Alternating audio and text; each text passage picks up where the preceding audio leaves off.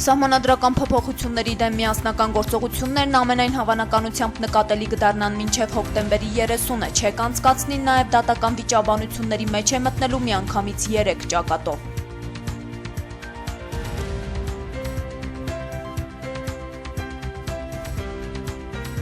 Քոչարյանը դեմ է նոր սահմանադրությանը, այն համարել է արատավոր համակարգի վերարտադրման գործիք։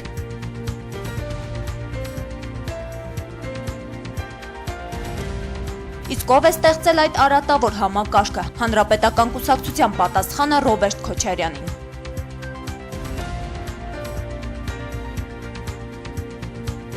Ինչպես Սերժ Սարգսյանի փեսա Միքայել Մինասյանի եղբոր իրավաբանական գրասենյակը պաշտպանեց Զաքարյաններին, որ Տիգրան Խաչատրյանին ազատ արձակեցին։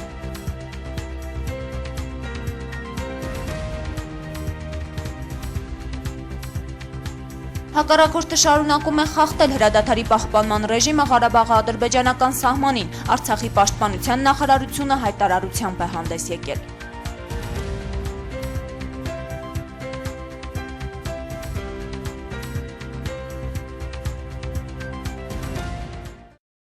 Սահմանադրական փոփոխություններին դեմ չեք անցկացնի նախաձեռնությունն իր հաջորդ հանրահավաքը մտադիր է անցկացնել հոկտեմբերի 30-ին ժամը 18:00-ին Ազատության հրապարակում։ Այդ մասին հայտարարել է չեք անցկացնի նախաձեռնությունը։ Նախաձեռնությունը մտադիր է նաև մարզային այցելություններ եւ հանդիպումներ կազմակերպել։ Նախատեսված են մարզային այցելություններ եւ իրազեկման ակցիաներ մայրաքաղաքում եւ Հայաստանի Հանրապետության շուրջ 25 քաղաքներում։ Նկատենք, որ չեք անցկացնի շարժման կազմակերպած վերջին 2 միջոցառումներին չեն մասնակցում ներկայացուցիչներ հիմնադիր խորհրդարանից եւ ժառանգությունից, ինչպես նաեւ հասարակական այն միավորներից, որոնք ստորագրել էին ոչի հռչակագրի տակ։ Հիմնադիր խորհրդարանի մամուլի խոսնակ Վարուժան Ավետիսյանը այս փաստը մեկնաբանել էր այս կերպ. ոչի ճակատ գոյություն չունի։ Գալան ոչի ճակատի նախաձեռնության հեղինակներից չեք անցկացնի շարժման անդամներից Արշակ Մուսախանյանին հարցրեց, թե արդյոք դա այդպես է։ Դա արդյոք նշանակում է, որ ոչի ճակատում պառակտում է եղել։ Մուսախանյանը վստահեցրեց, որ իրականում ոչի ճակատ կա, պարզապես ուժերն ունեն տարբեր մոտեցումներ, խնդրի լուծման տարբեր մեթոդներ,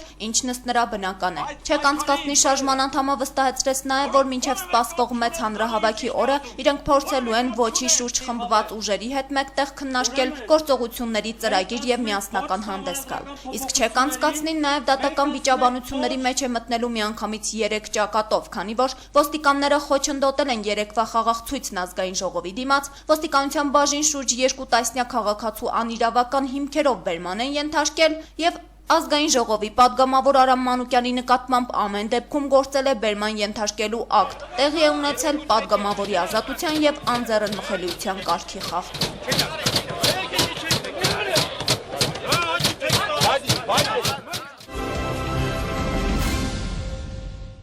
Երկրորդ նախագահ Ռոբերտ Քոչարյանն իր ոչ պաշտոնական կայքին տված հարցազրույցում հայտարարել է, որ սահմանադրական փոփոխությունների անհրաժեշտություն չի տեսնում։ Նա մասնավորապես նշել է, թե հրապարակված նախագիծը գերազանցել է իր վատագույն սպասումները։ Խոսքն արդեն պետության կառավարման կիսանախագահական եւ խորհրդարանական ձևերի միջև ընտրության մասին չէ։ Սահմանադրության նախագիծն իր մեջ էական ռիսկեր է պարունակում, որ երկիրը կգլորվի դեպի դե ֆակտո միակուսակցական համակարգ, այսինքն եւ դեպի քաղաքական մենաշնորհ եւ լճացում, ասել է Քոչարյանը։ Նախագծի 89-րդ հոդվածը կոչված է ապահովել մեկ կուսակցության գերակայությունը խորհրդարանում, այն է իշխանության մեջ։ Մեր իրողություններում անկախ իր վայելած ժողովրդականությունից դա կլինի այն կուսակցությունը, որ տիրապետում է ադմինիստրատիվ եւ ֆինանսական ռեսուրսների։ Իսկ հաշվի առնելով Հայաստանում ներկուսակցական ժողովրդավարության անգամ նշույլի բացակայությունը, հովանավորչական կառավարումը կդառնա անխուսափելի ու հարատև չարիք, լճացման աղբյուր եւ արատավոր համակարգի վերարտադրման գործիք։ Փաստորեն առաջարկված նախագիծը քաղաքական մենաշնորհը դարձնում է սահմանադրական նորմ, միանշանակ դեմ եմ արտահայտվում այդ փոփոխություններին։ Կատարվում է մի մեծ սխալ, որի հետևանքները ծայրահեղ վտանգավոր են Հայաստանի ապագայի համար։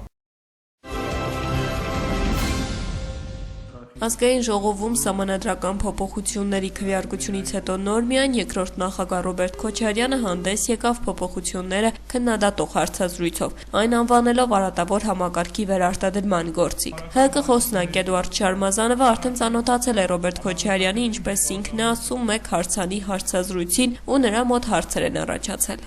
Եթե արատավոր համակարգի վերարտադրման գործիք է, ապա այդ արատավոր համակարգը երբ առաջացել, Այսօր առաջացել, թե տարիներ առաջ առաջացել։ Որն է դրա ծնող պայմանները, ինչպիսի պայմաններում առաջացել է արատավոր համակարգը։ Երկրորդը, եթե իրոք համակարգը արատավոր է, եւ այդ համակարգը պետք է վերարտադրվի, ապա ոչինչ չփոխելով, ինչպես պետք է մենք պայքարենք այդ արատավոր համակարգի վերարտադրման դեմ։ Բայց մյուս կողմից ինձ համար հասկանալի են հարգարժան երկրորդ նախագահի գնահատականների օբյեկտիվ հիմքերը, որովհետև լիովին մարդկային է եւ հասկանալի, երբ մարդ դժվար է եւ շատ դժվար է հրաժարվում մի բանից, որի ստեղծող ինքն է եղել։ Եթե գործող համակարգի ղեկավարը Սերժ Սարգսյանն, ուրեմն Քոչարյանը արատավոր է համարում հենց նրան։ ՀԿ խմբակցության ղեկավար Վարան Բաղդասարյանից հարցրեցինք, թե ինչպես պատահեց, որ ինչպես կասեր Քոչարյանը, երկու ղարաբաղցիների, երկու վաղեմի գործընկերների միջև նման պայքար սկսվեց։ Դուք հարաբերությունները մեկ խառնի քաղաքական տեսակետների հետ։ Ես չեմ ցանկանում խորանալ անձերի հարաբերությունների մեջ, բայց շատ հնարավոր է, որ երկար տարիներ իրար հետ գաղափարական նույն պայքարը տարած մարդիկ ունենան նաև գաղափարական կամ հակասություններ կամ տարաձայնություններ։ Ինչ վերաբերում է քաղաքական մենաշնորհը սահմանադրական նորմի վերածելուն եւ ԽՍՀՄ-ի հետ Քոչարյանի կատարած համեմատությանը, ապա Վարան Բաղդասարյանը նշում է, որ ինքը երկրորդ նախագահի այդ մտահոգությունը չի կիսում։ Եվ ես հիշում եմ նաև 12 թվականին, երբ որ Բարգավաճ Հայաստան կուսակցության ներկայացուցիչները Վարդան Օսկանյանը, Նաիրա Զոհրաբյանը քաղաքական կոնսուլտացիաներ որոշեցին անցկացնել քաղաքական ուժերի հետ, հենվելով երկու դրույթի՝ 100% համապատասխան եւ խորհրդանական մոդելի անցման դրույթները շեշտելով, նրանք սկսեցին քաղաքական կոնսուլտացիաներ, որից հետո այդ նախաձեռնությանը ողջունեց Հանրապետության երկրորդ նախագահ Ռոբերտ Քոչարյանը։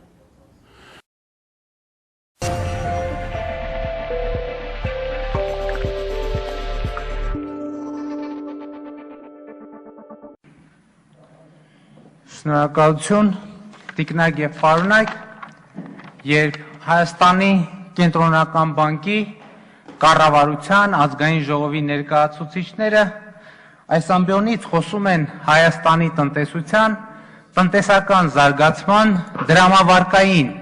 քաղաքականության մասին, առաջին հարցը, որ ուզում եմ տալ, հետեւյալն է. Իրոք Հայաստանի Հանրապետությունում կա տնտեսություն, տնտեսական զարգացում, դրամավարկային քաղաքականություն։ 2014 թվականին օրինակ բյուջեի ներքին աղբյուրների վրա հիմնված եկամտային մասը կազմել է մոտավորապես 2.7 միլիարդ դոլար։ Մոտավորապես նույնքան գումար ստացել են Հայաստանի Հանրապետության քաղաքացիները արտասահմանից իրենց ուղարկված, արտասահմանում գտնվող իրենց հարազատների ուղարկած փոխանցումներից։ Թվում է, թե ունենք երկու մեծություն, 2.7 միլիարդ դրամանոց բյուջետային եկամուտներ ներքին աղբյուրներից եւ 2.7 միլիարդ դոլարանոց, դոլարի մասին է խոսքը կներեք, 2.7 միլիարդ դոլարանոց տրանսֆերտային փաթեթ եւ սրանք առանձին միավորներ են, իրականում այդպես չէ, որովհետեւ բյուջեի իմ նշած եկամտային մասի առյուծի բաժինը ձևավորում է բացառապես տրանսֆերտային միջոցների շրջանառության հաշվին, ինչպես օրինակ Հայաստանի քաղաքացի Վարդանը, օրինակ Վարդանը, մեկնում է Ռուսաստան արտագնա աշխատանքի եւ ամեն ամիս գումար է ուղարկում իր կնոջը։ Վարդանի կինը գնում է խանութից այդ գումարով ձեթ ու շաքար է գնում եւ գործարքի պահին, երբ խանութը պետք է ՀԴՄ կտրոն տրամադրի, հարկ է առաջանում։ Խանութը այդ հարկը վճարում է պետությանը, այսինքն բյուջեին։ Ուսուցիչը այդ բյուջեից գումար է ստանում եւ իր հերթին գնում է խանութից գնում ձեթ եւ շաքարավազ։ Եվ այդ գործարքից էլ իր հերթին գոյանում է հարկային պարտավորություն, որը այս մի խանութը նույնպես վճարում է։ Այսպես գոյանում են Հայաստանի բյուջեի ներքին եկամուտների զգալի մասը։ Եվ եթե Ռուսաստան մեկնած քաղաքացին մեր պայմանական Վարդանը իր կնոջը գումար չուղարկի, այլ գումար, այլ եկամուտ չունի նրա կինը, որպեսզի գնա խանութ, գնի այդ ձեթն ու շաքարավազը, որպեսզի դրանից համապատասխան հարկային հարկեր առաջանան։ Այսինքն Հայաստանի քաղաքացի Վարդանը պիտի անպայման գնա Ռուսաստան աշխատի, փող ուղարկի, որ մեր երկիրը բյուջե ունենա։ Եվ ուրեմն ինչ է սա նշանակում։ Սա նշանակում է, որ ինչպիսին է իրավիճակը Հայաստանում կախված է ոչ թե կառավարության, կենտրոնական բանկի կամ որևէ այլ գերատեսչության որոշումից, կախված է նրանից, թե Վարդանը Ռուսաստանից կամ Եվրոպայից կամ Ամերիկայից ինչքան փող կուղարկի Հայաստան։ Էս է մեր ամբողջ տնտեսություն կոչվող համակարգի պատմությունը։ Ու այս ֆոնին հիմական, որ ասում են մարդիկ տենց ձեզ հայտնի նախադասություն են դնում շրջանառության մեջ, ասում են Սերժե գիտեք Քոչարյանի, Ռոբերտ Քոչարյանի ժամանակ ասում են մարդիկ լավ էին ապրում, երկնիշ թվերով տնտեսական աճ կար։ Քոչարյանի ժամանակներում, եթե նույնիսկ այդ տնտեսական աճը երկնիշ էր, դա Քոչարյանի տնտեսագիտական հանճարից չէր, այլ նրանից, որ այդ մեր Վարդանի գործերը Ռուսաստանում երրակի քառակի անգամ լավ էին, եւ նա առնվազն կրկնակի անգամ ավելի շատ գումար էր ուղարկում Հայաստան։ Եվ եթե Ռոբերտ Քոչարյանի տեղը ասենք Բալաբեկ Վլասյանը լիներ Բաղրամյան 26-ում, այդ հենց հարցը ավելի լավ կլիներ, թե ավելի վատ։ Դա կախված կլիներ, թե մեր Վլասյանը ինչ ախորժակ ունի, օրինակ երջանկահիշատակ Աստված հոգին լուսավորի Քրքոյանի փողերը ուտելու։ Բայց այս ողջ պատմության մեջ ամենաէականն այն է, որ այս Վարդանի եւ իր կնոջ բաժանվածությունը տարածքով ինքը պատահականության հանգամանքների հետևանք չի, սա հետևողականորեն վարվող կառավարման մոդել է, պետական քաղաքականություն։ Եվ այս մոդելը ունի երկու համահեղինակ, հավասար համահեղինակ, իդեմս Ռոբերտ Քոչարյանի եւ Սերժ Սարգսյանի։ Այս երկու մարդիկ հավասարաբար այս կառավարման մոդելի հեղինակային իրավունքը կիսում են։ Եվ այս կառավարման մոդելը երկու հիմնական նպատակ եւ նշանակություն ունի։ Առաջին նպատակը այն է, որ Հայաստանում հնարավորինս քիչ մարդ մնա։ Եվ դրա մասին, ինչպես հիշում եք, լեզվի սայթակում արեց նախկին վարչապետ Տիգրան Սարգսյանը։ Այսինքն, ինչքան քիչ մարդ մնա Հայաստանում, այդքան հեշտ կլինի այդ մարդկանց ոստիկանական եւ այլ ուժերով քաղաքական կոնտրոլի տակ պահել։ Որովհետեւ եթե այդ մարդիկ Հայաստանում լինեն, բնականաբար այս վիճակից դրդված Հայաստանի քաղաքական կյանքին եւ հանրային կյանքին շատ ակտիվ մասնակցություն կունենան իշխանության համար սրանից բխող բացասական հետևանքներով։ Բայց այս համակարգը երկրորդ ավելի ոչ պակաս կարևոր իմաստնել ունի։ Այս համակարգը ստեղծած է այնպես եւ կառուցված է այնպես, որ Վարդանի ուղարկած փողերը հոսեն մերձիշխանական օլիգարխիայի գրպանները։ Որովհետև բաձեր կարծիքով մեծ մենաշնոր, որ ասում ենք պատահական է ստեղծվել, հիմա Հայաստանի Հանրապետության յուրաքանչյուր մտեք Հայաստանի Հանրապետության յուրաքանչյուր խանութ, Հայաստանի ամենահեռավոր վայրում, գնեք Շաքարավազ եւ Բանան, այդ գումարը հոսում է նույն մարդկանց գրպանը, նույն մարդկանց կապ չունի, որ մասին ես գնում։ Ու այդ մարդիկ շատ ուղիղ եւ մերձավոր կապի մեջ են Սերժ Սարգսյանի հետ։ Այդ մարդիկ, որոնց անունը մենք շրջանառում ենք, գիտենք իհարկե փայ ունեն, այդ Շաքարավազի մեջ էլ, Բանանի մեջ էլ, բայց հիմնական գումարը, այսպես ասած, իշխանական օբշակն է, որի ծախսումով նրանք պահում են պետական իշխանությունը սափրագլուխների բանդաներ պահելով, կրիմինալի բանդաներ պահելով, բայց որ կրակում սպանում են, չեն պատժվում ձեր կարծիքով, ինչի շնորհիվ է։ Ու այդ պայմաններում հասկանալի է, չէ, որ իշխանությանը ձեռնտու չի ընդհանրապես, որ Հայաստանում ազատ անկախ գործարարության խավ ձևավորվի։ Որովհետև մեկ էլ տեսար այդ անկախ գործարարության խավը սկսեց ֆինանսավորել ընդդիմությանը։ Պատկերացնում եք ինչ կլինի, իշխանությունը կկորցնի իշխանություն կամ շատ մեծ վտանգի կընդհարկի։ Իսկ սա արդեն հասկանում եք, որ չի կարելի։ Իշխանության համար չի կարելի։ Ու այստեղից եզրակացությունը ո՞րն է,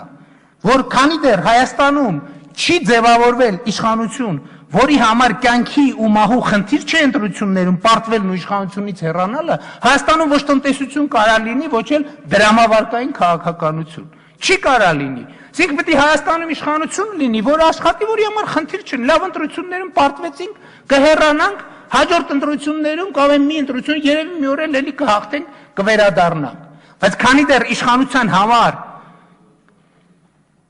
իշխանություն լինելը կենաց մահու պայքար է, Հայաստանում ի բնե տնտեսություն լինել չի կարող։ Այսպես ուղարկելու են դուրս Այդ խեղճ ու կրակ ժողովրդին հետո կոպեկ փողերը տանեն։ Քանի դեռ Հայաստանում այսպիսի իշխանություն է, որի համար ամեն կոպեկի վրա կոնտրոլ ունենալը կարևոր է, այդ ազար գործարարությունը հայության, որ հիմա սփյուռքում է, երբեք Հայաստան չի գա եւ ներդրում չի անի։ Ճիշտ է նկատվում, որտե ներդրում անի, որովհետեւ այդ մարդիկ կնախընտրեն փողը ներդնել այնպիսի երկրներում, որտեղ օրինակ տնտեսական ռիսկերը եւ այլը հաշվարկվում են օրինակ Dow Jones-ի գործակիցով, հանրահայտ Dow Jones-ի գործակիցը կա, չէ՞։ Եվ ընդհակառակը այդ մարդիկ կխուսափեն ներդրումներ անել Հայաստանում,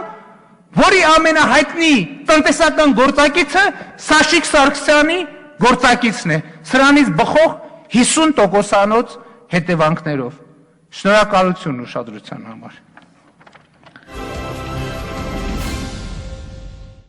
Սյունիքի մարզպետ Սուրիկ Խաչատրյանի որդու Տիգրան Խաչատրյանի նկատմամբ ընտրված խափանման միջոցը վերացնելուց հետո դադարեցվել է նաև նրա նկատմամբ քրեական հետապնդումը։ Իսկ սա նշանակում է, որ Ստղի գյոլի քրեական գործով Տիգրան Խաչատրյանն այլևս կարգավիճակ չունի։ Նա մեղադրյալ չէ, կասկածյալ չէ, սույն գործով արդեն Տիգրան Խաչատրյան անձ չկա։ Քանի որ երբ դադարեցնում են անձի նկատմամբ քրեական հետապնդումը, սա հավասարազոր է արդարացվածին։ Ու սա այն դեպքում, երբ տուժող Հարություն Զաքարյանը դեռևս չի տեսնում։ Նա կուրացել է Ստղի գյոլի հայտնի միջադեպից հետո արդեն 4-րդ անգամ են վիրահատել։ Այսքանից հետո միանգամայն տրամաբանական է Սուրիկ Խաչատրյանի հայտարարությունը, թե արդարությունը հաղթանակել է։ Իսկ Սուրիկ Խաչատրյանի այսպես ասած արդարության հաղթանակը տվյալ դեպքում նախ նշանակում է AM իրավաբանական ընկերության պարտություն։ Գոնե այս փուլում դա այդպես է։ Ընկերությունը պարտվել է, քանի որ վստահորդի ցուցմունքներում շարադրված է, որ Հարություն Զաքարյանը կուրացել է Տիգրան Խաչատրյանի հարվածից։ Իսկ տուժողի հայրը Գագիկ Զաքարյանը Գալայի հետ զրույցում վստահեցնում է, որ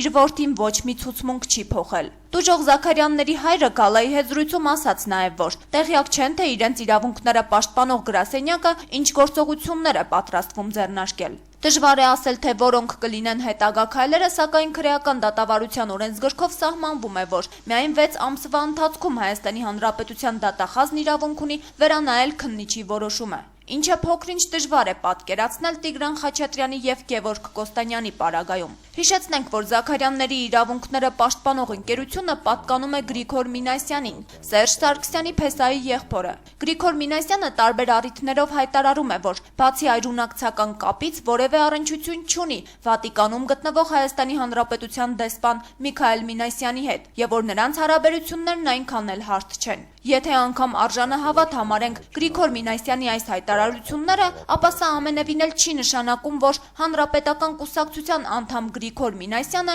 կհրաժարվի կատարել ՀՀԿ ղեկավար Սերժ Սարգսյանի ցուցումները կամ հրահանգները, եւ այսպես նախ այն մասին, որ Զաքարյանները չեն դիմել AM իրավաբանական ընկերությանը եւ չեն հայցել իրավական օգնություն, ինչով որոշեցին անվճար իրավաբանական օժանդակություն առաջարկել Զաքարյաններին։ Գրիգոր Մինասյանը պարզաբանում է. Միգուցե ներկայիս համընդհանուր ցինիզմի պարագայում կարող է իմ ասածը պատշաճ չընկալվել, բայց միակ պատճառը, որը մեզ դրդել է առաջարկել մեր օգնությունը, եղել է այն տեսանյութը, որը դեպքից անմիջապես հետո տարածվեց։ Այդ տեսանյութում Զաքարյան եղբայրների մայրն այնպիսի հուզիչ եւ ցնցող խոսքով, վախով ու հուզմունքով էր դիմում մարդկանց, որպիսի իրենց զորակցեն, որ ես ու մեր ամբողջ իրավաբանական թիմը չէինք կարող այդ մոր ցավի կողքով անտարբեր անցնել։ Մենք պարզեցինք, որ իրենք չունեն փաստաբան, ենթադրեցինք, որ քչերը կհամարձակվեն պաշտպանել Զաքարյաններին ընդդեմ Սյունիքի մարզպետ Սուրիկ Խաչատրյանի ընտանիքի եւ ի վերջո որոշեցինք օգնել ծանր դրության մեջ հայտնված այդ մարդկանց։ Ինչներ հիմք տվել ենթադրելու, որ Զաքարյաններին դժվար կլինի փաստաբան գտնել, հայտնի չէ, հատկապես որ Զաքարյան ընտանիքը վճարունակ է եւ հատկապես Հայաստանում էլ կգտնեին փաստաբաններ, ովքեր կհամարձակվեին ներկայացնել տուժողների իրավունքները։ Այնպես որ հակառակ վարկածն էլ, որ AM ընկերությունը հենց սկզբից վերցրել է գործը վերահսկելի պահելու եւ աղմկոտ հարցին սահուն լուծում տալու համար, միանշանակ եւս կարծիք է։ Դժվար է պատկերացնել իրավաբանական ընկերության փաստաբաններն ինչ քայլեր կձեռնարկեն հիմա, որpիսի չստացվի, որ Զաքարյանների գործը պարտվել են Սուրիկ Խաչատրյանին, բայց Գրիգոր Մինասյանը վստահեցնում է, որ մեղավորները հայտնվելու են կալանավայրում։ Մենք միանշանակ հավատացել ենք եւ հավատում ենք, որ Զաքարյանների համար սա ֆինանսական լուծումով հարց չէ, այլ հարց է, որ մեղավորները ոչ միայն պիտի կրեն ամենախիստ պատիժը համապատասխան կալանավայրերում, այլև պիտի մինչեւ վերջին դրամը փոխհատուցեն հաշմանդամության հասցված մարդու հսկայական բժշկական ծախսերը, ինչպես նաեւ նյութական եւ բարոյական բոլոր վնասները։ Ի վերջո նման հնչեղության հարցին նման սահում լուծումը, որից երկու կողմերն էլ գոհ են մնում, եւս արեստավարժ աշխատանքի արդյունք է, ինչը եթե անգամ ընդունենք, որ Բաղրամյան 26-ի հանձնարարականը չէ, ապա չի կարող աննկատ մնալ Սերժ Սարգսյանի կողմից։ Իսկ Տիգրան Խաչատրյանին ազատ արձակելը շատ կարևոր է այս փուլում։ Չմոռանանք, որ սպասվում է սահմանադրական նախագծի հանրաքվե, իսկ հանրաքվեի անցկացումը Սարգսյանի եւ ՀՀԿ-ի համար հիմա բոլոր հարցերից առավել առաջնահերթ է։ Իսկ Սուրիկ Խաչատրյանն այլևս ապացուցելու կարիք չունի, որ ինքը Սերժ Սարգսյանի հանձնարարականները կատարելու մեջ իսկական գերազանցիկ է, միայն թե նրան պետք է ժամանակ առ ժամանակ պարգևատրել։ Արցախի պաշտպանության նախարարությունից տեղեկացնում են, որ հակառակորդը շարունակում է խախտել հրադադարի պահպանման ռեժիմը։ Հոկտեմբերի 5-ին եւ լույս 6-ի գիշերը Ղարաբաղ-ադրբեջանական հակամարտ զորքերի շփման գծում հակառակորդի կողմից հրադադարի պահպանման ռեժիմը խախտվել է ավելի քան 100 անգամ, որի ընթացքում տարբեր տրամաչափի հրաձգային զինատեսակներից, ինչպես նաեւ ականանետերից հայ դիժկապահների ուղղությամբ արձակվել է շուրջ 2000 կրակոց։ Պաշտպանության բանակի առաջապահ զորամասերի կողմից ձեռնարկված պատասխան արդյունքում հակառակորդի նախահարձակ գործողությունները լրացվել են։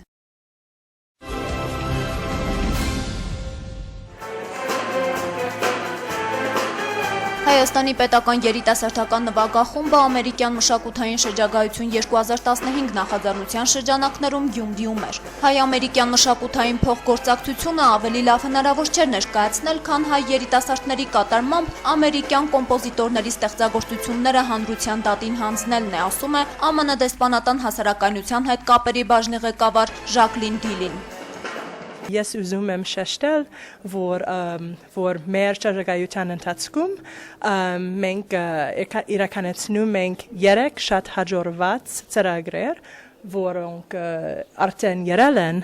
եւ մեր շրջագայության շրջանակում Գյումրին միակ քրակն է, որ հյուրընկալում է բոլոր 3 ծրագրեր, որովհետև մենք ճանաչում ենք շատ մեծ դեր, որ մշակույթը խորում է ձեր քարակում։ Այսպիսի գեղեցիկ անսպասելի ծրագրերը հնարավորություն են ստեղծելու իրականացնել, որպեսզի մեր բազմաշերտ, բազմատարիքային եւ դեպս նախասիրության առումով երաժշտության հանդիսականը վայելի այս նվագախմբի ելույթները։ Հոլիվուդ նոն-ստոպ ծրագիրը ներառում էր ամերիկյան հարուստ կինոժառանգության հայտնի ֆիլմերի երաժշտությունները, ինչպես նաև վերջին շրջանի թեթև հիթ դարձած ստեղծագործությունները, երաժշտություն թե մեծերի եւ թե փոքրերի համար։ Թեթև հաճելի սիրված ֆիլմերը հիշեցնող ստեղծագործությունները Հայաստանի պետական երիտասարդական նվագախումբը հանձնեց գյումրեցի հանդիսատեսի դատին։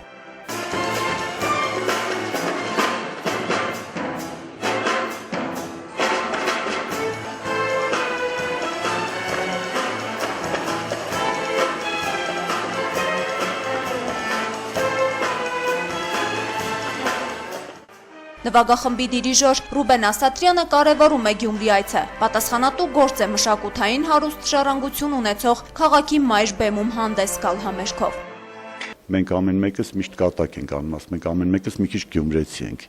Ինչքան տաղանդավոր անհատականություններ է տվել Գյումրին։ Այստեղ ինչեր են եղել տասնամյակներ շարունակ, այստեղ այնպիսի մի արվեստի մթնոլորտ է տիրում։ 10 տարի առաջ էր, հիշում եմ, մի մեծ դասական ծրագրով ես հանդես եկա Կարեն Շահգալցյանի հետ։ Գյումրեցի հանդիսատեսը վերհիշեց, ժպտաց եւ սիրեց հոլիվուդյան հրաշքը։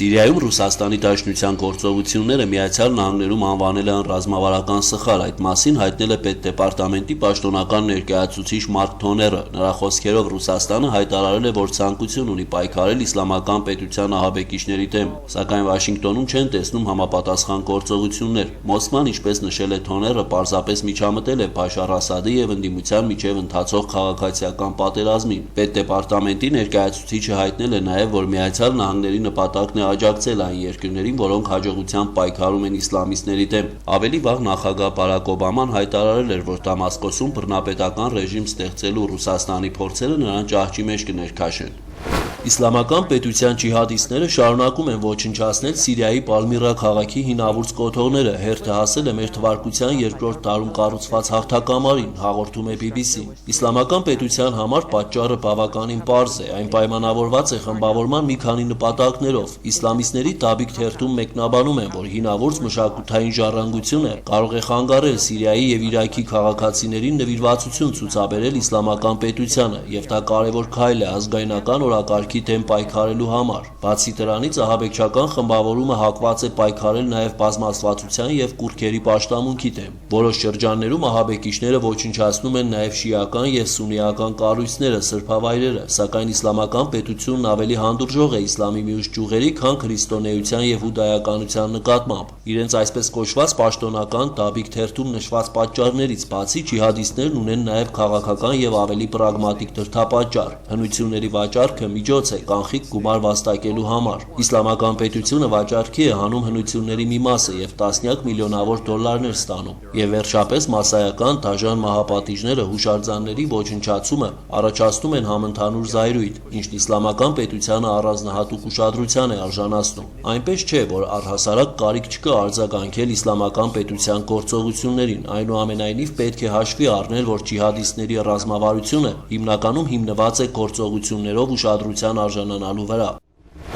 Գերմանական Դրեզդենում ակտիվիստները եւ Պեգիդա շարժման համակիրներն ազգային արժեքների պաշտպանության նոր ակցիա են անցկացրել։ Նրանք պնդում են, որ իշխանություններն իրենց հաշիվ չեն տալիս, թե պետության համար ինչ հետևանքներ կարող է ունենալ մահմեդական ներգաղթյալների ահագնացող չափերի հասնող խոսքը։ Ցուցարարները հավաքվել են օպերային շենքի մոտ եւ թրոշներ ու պաստառներ պարզած երթով շարժվել քաղաքի փողոցներով։ Նրանք պնդում են, որ Անգելա Մերկելի քաղաքականությունը հակասում է իրենց ազգային շահերին, կանցլերի գործողությունները որակելով դավաճանություն։ Գերմանիայում ապաստան փնտրող փախստականների թիվը տարեվերջին կհասնի 1 միլիոնի։ Անգելա Մերկելին քննադատում են անգամ Դաշինքի նրա գործընկերներն ու կուսակիցները։ Ցուցարարները պահանջում են սահմանային խիստ վերահսկողություն սահմանել, իսկ ներգաղթյալներին տեղավորել Եվրամիության բոլոր երկրներում։ Ի տարբերություն Գերմանիայի մյուս շրջանների, Սաքսոնիայում քիչ են օտար երկրացիները եւ Դրեզդենը դարձել է աջ ծայրահեղականների ընդվզումների կենտրոն։